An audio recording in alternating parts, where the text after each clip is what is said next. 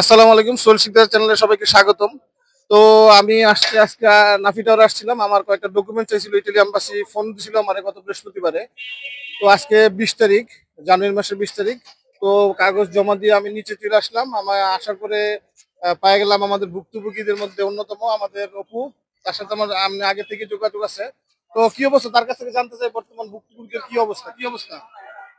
আলহামদুলিল্লাহ, আমরা এখানে আসছি আজকে 20 তারিখ 20/1/2025।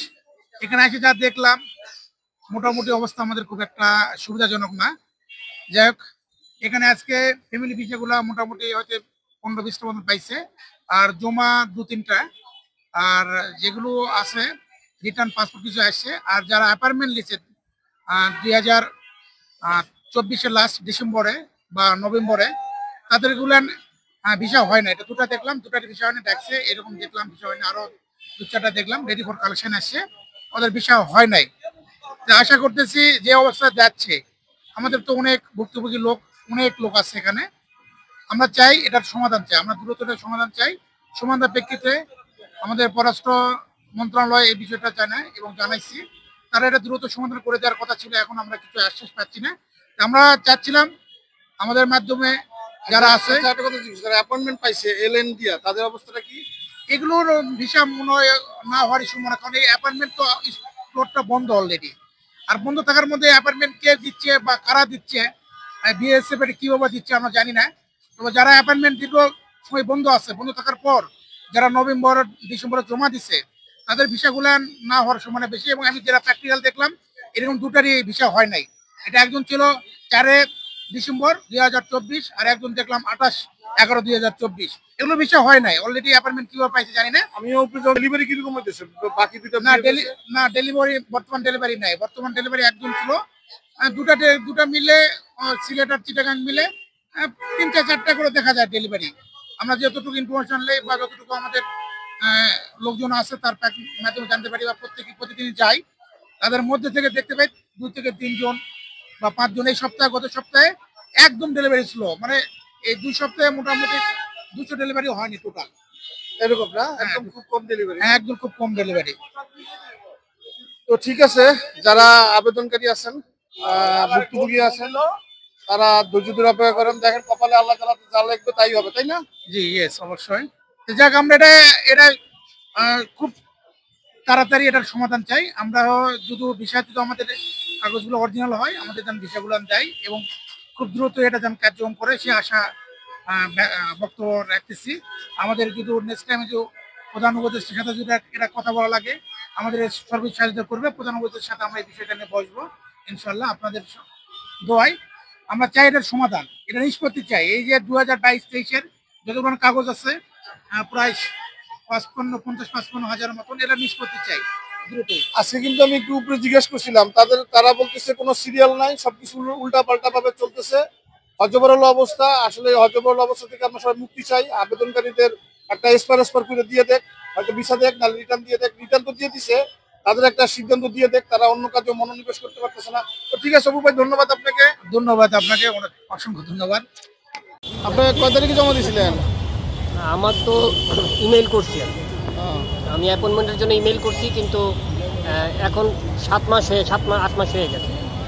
আমরা তো এখানে কোনো তথ্যই পাইতেছি না। সব উপরে যে তথ্যের জন্য যদি আমরা যাই, তো তারা বলে যে এখন তথ্য খুলে নেয়, ইনফরমেশন সেন্টার খুলে নেয়। আপনি? আমি আর 8 মাস আগে অক্টোবরের 14 তারিখে অ্যাপয়েন্টমেন্ট পেয়েছি। ও আচ্ছা আচ্ছা, ক্যান্সেল হয়ে গেছে, বিরাট অ্যাপয়েন্টমেন্ট পাইনি। ও এই জন্য ইনফরমেশন জানার জন্য আসলাম এখানে। স্যার, আমি তো নাভি টাওয়ারে আসছিলাম স্যার। এখানকার তো গত সপ্তাহ এই সপ্তাহ স্যার টোটাল মনে 200টা পাসপোর্ট ডেলিভারি দেয়নি। এর মধ্যে তো ভিসা নাই বলে চলে, শুধু ফ্যামিলি ভিসাগুলো দিতেছে, কিন্তু ওয়ার্ক ভিসার কোনো কার্যক্রমই নাই। আর স্যার জি স্যার, 200টা ভিসা অলরেডি দেয় নাই এ পর্যন্ত, মানে 200টা পাসপোর্ট ডেলিভারি দেয় নাই গত 2 সপ্তাহ মোটামুটি। জি স্যার, কল পাইনি স্যার, দেখি না স্যার 2-1টা করে পাইতেছে। গতকাল আসছিলাম স্যার, এখানে এসে দেখি 7 জনের মতন ছিল, আজকে দেখলাম 2 জন। কলও পাইতেছে না, মানে যা আসতেছে রেডি ফর কালেকশন কিছু দিতেছে, এগুলো কম 10টা 15টা স্যার। মানে আপনি যখন তো বললেন স্যার, জি স্যার, সর্বোচ্চ 1,500 হবে স্যার। মানে এই 2 সপ্তাহ তো কোনো ডেলিভারি নাই স্যার। ওই যে আপনাকে বললাম গত আগের সপ্তাহে ওখানে মোটামুটি হয়তো 700-800 বা 1000 লোক দিছিল, কিন্তু এই 2 সপ্তাহে জি স্যার, এই 2 সপ্তাহে মানে 200 দেয়নি স্যার। তো স্যার এগুলো যেগুলো স্যার এখানে সবচেয়ে সবচেয়ে বড় কথা স্যার, এখানে যে আসি দেখি যে কান্নাকাটি করে মানুষ স্যার, যা মানে কি বলবো আর স্যার, মানে দেখার মতো ভাষা নেই, এরকম একটা পরিস্থিতি স্যার। অনেকে কান্নাকাটি করে যে দীর্ঘ 2 বছর পর তাদের রিজিক ধরে দেয়, তারপরেও তো আবার জি স্যার। আচ্ছা স্যার, আচ্ছা স্যার, ওয়েলকাম স্যার, সালাম আলাইকুম। এটা পররাষ্ট্র পররাষ্ট্র ডাইরেক্টর কথা বললাম। হ্যাঁ, ডাইরেক্ট যোগাযোগ আছে। হ্যাঁ, এটা এই বিষয়ে খোঁজ খবর নাই, ইনশাল্লাহ আমরা খোঁজ খবর। হ্যাঁ, এটা পররাষ্ট্র ডাইরেক্টর, উনি পররাষ্ট্র মন্ত্রণালয় বসে উনি।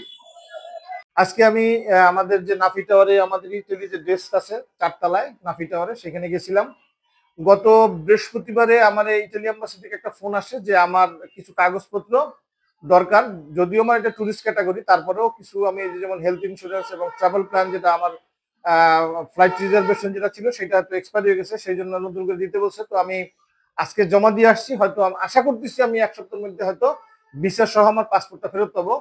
আরো আশা করতেছি যে দেখেন, যারা আবেদনকারী ভুক্তভোগী আছেন, এই জানুয়ারি মাসটা আমাদের মতো অনেক ব্লগাররা বলছিল যে 20 তারিখের মধ্যে অ্যাপয়েন্টমেন্টের স্লট চালু করে দিবে, ভিসার পাবে 50%। তো আমি কিন্তু সবসময় একটু নেগেটিভ কথা বলি, নেগেটিভ কথাটা হইলো আপনাদের ভালোর জন্য বলি, যদিও এটা আপনারা হয়তো অনেক সময় ভালোভাবে নেন না। বাস্তবতাটারে স্বীকার করতে হবে। যেমন আমি কিন্তু বইলে আসতেছি যে 10% ভিসা হয়তো ইস্যু করতে পারে, 10% ভিসা হলে কিন্তু 4000-5000 ভিসা হবে। সেই 4000-5000 ভিসার কিন্তু লক্ষণ নাই। মাত্র এই গত ফেরত দেওয়ার পরে, রিটার্ন পাসপোর্ট হওয়ার পরে সর্বোচ্চ করে 2 থেকে 300 ভিসা পাইছে। সামনের ফেব্রুয়ারি মাসে হয়তো ভিসার ফ্লোটা কিছুটা বাড়বে বলে আমি যতটুকু আলাপ আলোচনা করে যতটুকু বুঝতে পারছি। আজকে আমি যখন আমার পাসপোর্টটা আমি যখন আজকে আমি বিএফএস গ্লোবালে আমার ডকুমেন্টস গুলো যখন জমা দিই, এই ফাঁকে তাদের সাথে কিছু আলাপ টালাপ করি। আসলে তো তাদের সাথে ওইভাবে আলাপ করা যায় না। তো যেহেতু একটা সুযোগ আসছে, তো আমি এই সুযোগটাকে আমি করছি, হাতছাড়া করিনি। তাদের কাছ থেকে কিছু কিছু ইনফরমেশন নিছি, যদিও তাদের ইনফরমেশন কিন্তু অথেন্টিক না, যেহেতু তাদের কাছে ওইরকম কোনো অথেন্টিক ইনফরমেশন নাই। সমস্ত অথেন্টিক খবর এবং সমস্ত কিছুর মালিক হলো ইটালি এম্বাসি এবং ইটালি ইমিগ্রেশন। আর ওনারা তো আসলে ওইভাবে কিছু যায় না, তারপরেও তাদের কাছে কিছু টুকটাক খবর থাকে। তো সেই খবর তাদের কাছ থেকে নেওয়ার চেষ্টা করছি। আগামী ফেব্রুয়ারি মাসে হয়তো কিছু ভিসার হইতে পারে, তার মানে এই না যে 50% ভিসা হবে। আমি কিন্তু সবসময় বলে আসতেছি যে সর্বোচ্চ গেলে 10% ভিসা হইতে পারে, যদি বেশি হয় সেই ক্ষেত্রে আমি খুশি হব যে আমাদের দেশে কিছু মানুষ ভিসা পাইলো। আমরাই কিন্তু আপনাদেরকে মিসগাইড করি। নিজেদের দোষটা স্বীকার করতে দোষ নাই আমাদের। আমরা কিন্তু বিগত বিশেষ করে 23 সালে আপনাদের এমন মাথা খারাপ করছি সুসংবাদ বলতে বলতে। আবার শুরু করছিলাম যে 1 থেকে 1.5 লাখ টাকা খরচা করে আপনাদের অ্যাপয়েন্টমেন্ট চালু হয়ে গেছে। এইটা যদি আমরা আমরা আমাদের মধ্যে যদি 2-4 জন ব্লগার কিন্তু আবার এই বিষয়ে LQLN ভালো করে বুঝায় বলছে, সেই কারণে কিন্তু অনেক আবেদনকারী এই যে পরবর্তী সময় যে অতিরিক্ত টাকাটা সেটা হাত থেকে বাইচে গেছে। আপনাদের আমার যতটুকু ধারণা, আগামী ফেব্রুয়ারি মাসে আপনাদের কিছু সুসংবাদ আসবে। সেটা পরিমাণটা যতটুকুই হোক, কিন্তু ভিসার কিছু ভালো সংবাদ পাবেন বলে আমি যতটুকু আলাপ আলোচনা করে যতটুকু বুঝতে পারছি, তাতে বোঝা যাইতেছে যে ফেব্রুয়ারি মাসে হয়তো কিছু ভিসার সংখ্যা বাড়তে পারে। তো ফেব্রুয়ারি মাস তার বেশি দূরে নাই, আগামী অল্প কয়েকদিন পরে ফেব্রুয়ারি মাস, 7-9-10 দিন পরে ফেব্রুয়ারি মাস। তখন আপনারা বুঝবেন যে আমার কথাটার সত্য না মিথ্যা। আমি কোনো সময় আমার ব্লগে মিথ্যা কথা বলার চেষ্টা করি না, কারণ মিথ্যার সমস্ত লাইবিলিটিস মানে দায়ভার আমার। কারণ একটা মিথ্যা বললে কিন্তু অনেক মিথ্যা বলতে হয়। আজকে আমার সামনে একটা ছেলে এরকম LQরে LN এ কনভার্ট করে জমা দিছিল। সে 1 মাস কয়দিনের মধ্যে সে 24 সালের 12 মাসে জমা দিছে, এবং সে কিন্তু রিটার্ন পেয়ে গেছে, মানে তার রিজেক্ট হয়ে গেছে। তার মানে এইটা ডাইরেক্ট রিজেক্ট এবং খুব দ্রুত গতির রিজেক্ট। কারণ LN তো আমাদের দেশের যদি পায় কেউ LN ক্যাটাগরির, সেটা খুব সংখ্যায় কম। এইসব বাটপারি ধান্দালি এগুলো সবাই মানুষ এখন বুঝে। আর আপনি কোনো অন্যায়, কোনো গোপন কিছু, কোনো অন্যায় জিনিস, কোনো মিথ্যা আপনি গোপন রাখতে পারবেন না। আজকে কিন্তু যারা অ্যাপয়েন্টমেন্ট নিয়ে কথা বলে, যারা অ্যাপয়েন্টমেন্ট নিয়ে কাজ করে, তাদের একজনের অফিসে গেছিলাম, সে একদম ক্লিয়ার বলছে যারা এল কিউবে এলএনএ কনভার্ট করে জমা দিবে তারা রিজেক্ট, দ্রুতগতি রিজেক্ট, তার সমস্ত টাকা পয়সা কিন্তু মাইর। তো ইটালির কিন্তু কিছু কিছু মিডিয়া যারা আছে তারা কিন্তু আবেদনকারীকে চাপ দিতেছে তুমি কোনো মতে পাসপোর্টটা এম্বাসির কাছে পৌঁছাও, কিন্তু ওইটা বলে না যে এইটার কারণে কি হইতে পারে, এর এর ফলে কি হইতে পারে। রিজেক্ট, এবং খুব দ্রুত গতির রিজেক্ট, মানে একদম এক্সপ্রেস সার্ভিস রিজেক্ট করে দিবে। আজকে যেটা আমি নিজের চোখে দেখে আসছি যে মাত্র 1 থেকে 1.5 মাসের মধ্যে সে রিজেক্ট পেয়ে গেছে। তো কাজেই বলতেছি আপনাদের অ্যাপয়েন্টমেন্টের স্লট বন্ধ আছে, আপনারা অপেক্ষা করেন, এছাড়া আর কিছু বলার নাই। আর ফ্যামিলি ভিসা ক্যাটাগরি বলতেছি, ফ্যামিলি ভিসা তো এখন আবার একটু ফ্লো বাড়ছে, সামনের দিনগুলোতে ফ্যামিলি ভিসার ফ্লো ভালো থাকবে।